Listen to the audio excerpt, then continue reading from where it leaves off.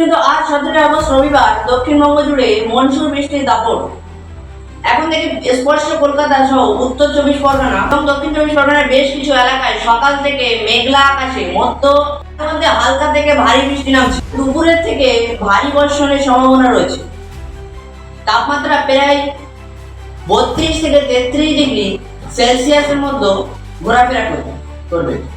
তবে আর্দ্রতা অনেকটা বেশি থাকার অস্তিত্ব বাড়বে। ইতিমধ্যে শহরের কিছু এলাকায় রাস্তায় জল জমতে শুরু হয়েছে।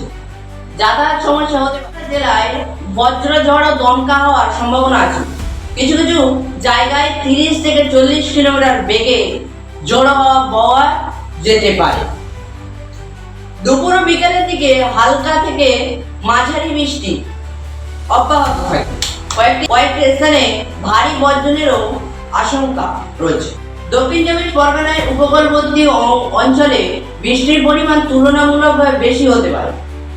বজ্রপাত ও আকাঙ্ক্ষিত ঝোড়ো হাওয়ার সতর্কতা দেওয়া হয়েছে। নিচু এলাকায় জল জমে যাওয়ার ঝুঁকি রয়েছে। জেলাব্যাপী ভারী বর্ষণের সম্ভাবনা থাকার মৎস্যজীবীদের সমুদ্রে না যাওয়ার অনুরোধ করা হয়েছে।